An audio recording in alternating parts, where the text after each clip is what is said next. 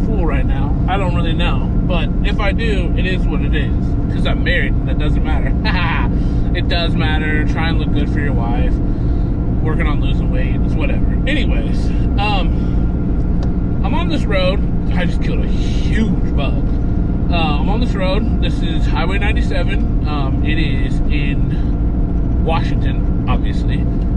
But it is specifically a highway that runs north to south, south to north, whatever you want, down to the Columbia River, and then eventually across over to, well, eventually, literally, just right across over to Oregon. So anyways, I thought it'd be cool, or random, I don't know how this video is going to go, what I'll edit in and out, or not, or post at all. But I thought it was funny because I feel like, I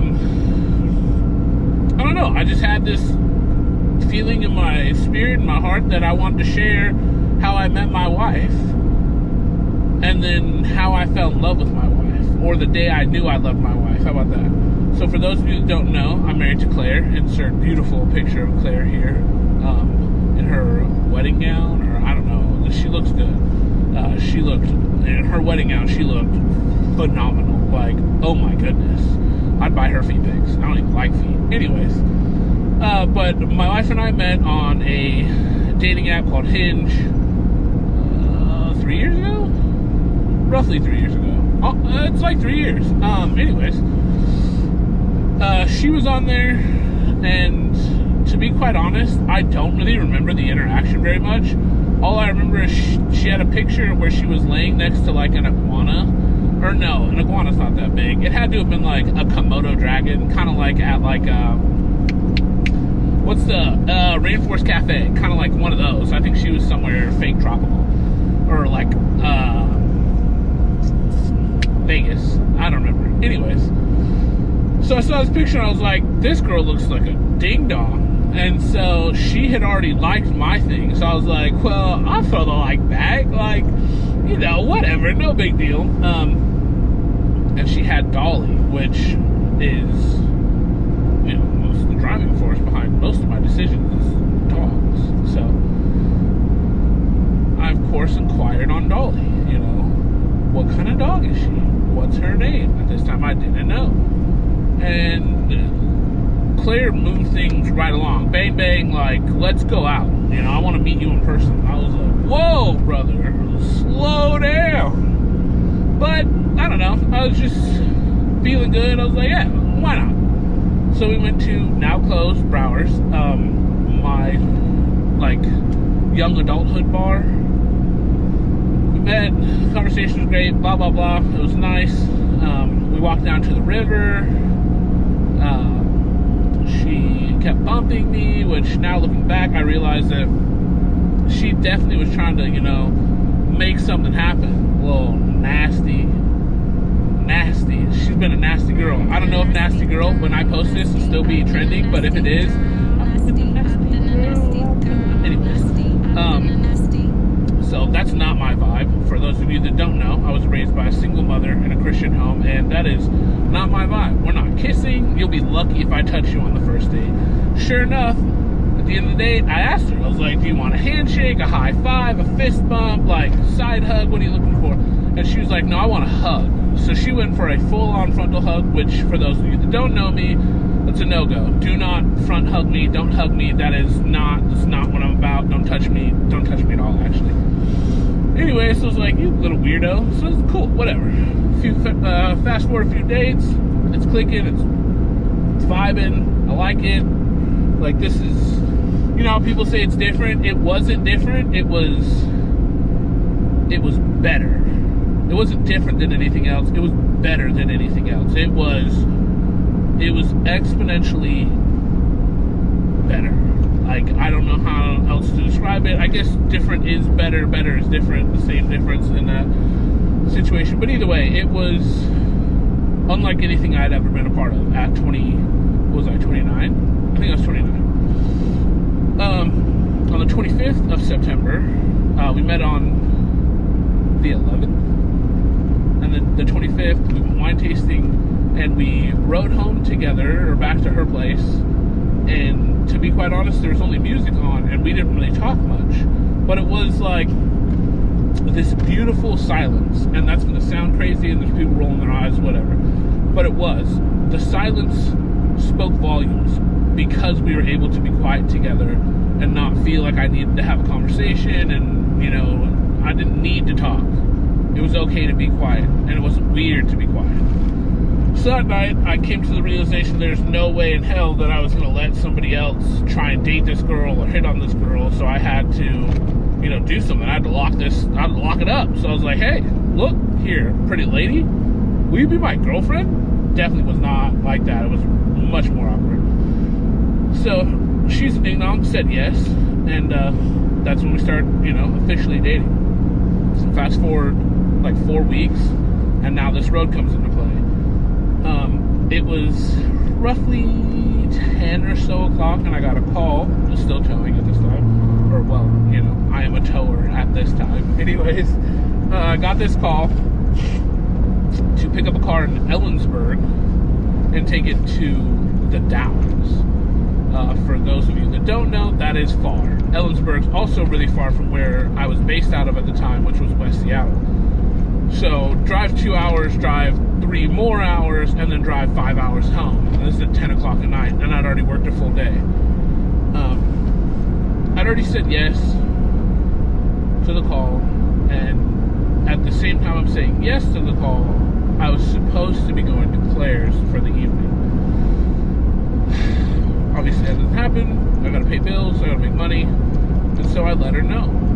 She knew how exhausted I was. And she did something that I wasn't expecting. So at this point, we had known each other for almost 2 months. We've been dating, officially dating, for a month. And she was like, well, call me. You know, I'll do some busy stuff around, you know, busy working around my house. And, you know, we'll just chit-chat. And I was like, oh, okay, yeah, sure. And that's what I do. Like, me and 4 or 5 other tow truck drivers, operators, tow professionals, whatever you want to call us, we spend the entire day on the phone with each other. We mute, you take care of your customer or your person or whatever you got going on, and then you unmute and you continue to, you just jump right back into the conversation. You know, there are times, in the old days, we have 8 guys on the phone. Anyways, so that's how you just kind of keep everybody going, is we're on the phone together. So for her to know that that's what I do, and to want to be the one I'm on the phone with, for me, it was like, all right, cool. Like, this is awesome. Right on. And it just, like, it flowed. It was such a good conversation about absolutely nothing, and just flowed. So the conversation continues till I get to a certain point, and I know I've been here before, and I know that I don't have service out here for a good 45, 50 minutes. So now we're pushing like about 11:30 or so. And the timeline might be a little janky, but I know I got a couple hard times at the end of this. But at about 11:30 or so, I am in, yeah, the timelines are super janky. I jacked those up. But anyways, I'm dropping in the Dalles, Oregon at 11:30 at night, which means I have a roughly 4-hour drive back to Seattle. It's 11:30, Claire works Sunday night, Claire works tomorrow morning at 6 a.m. Now, the natural human thing to do is to be like, hey, I had so much fun talking to you. Please get home safe. Text me when you get home. You know, I check my phone when I go to the bathroom. I'll talk to you tomorrow. And I would have been completely like, yeah, hell yeah, like, awesome. Have a good night. Thanks for the chit-chat. This has been a great time. You know, I enjoyed it, blah, blah, blah. It's not what my wife did. My then girlfriend, now wife, stayed on the phone and talked to me, knowing full well that I was exhausted. For those of you that haven't driven for a living or haven't had to make long drives, this is you get to a point where you are fully conscious that your eyes are starting to close, but you are almost incapable of doing anything about it. And it is not fun. One of the not so funny but funny stories I've heard is you start on the left-hand lane, and before you know it, you're in the right-hand lane hitting the rumble strip, and you turn around and look behind you, make sure you didn't hit anybody, you know?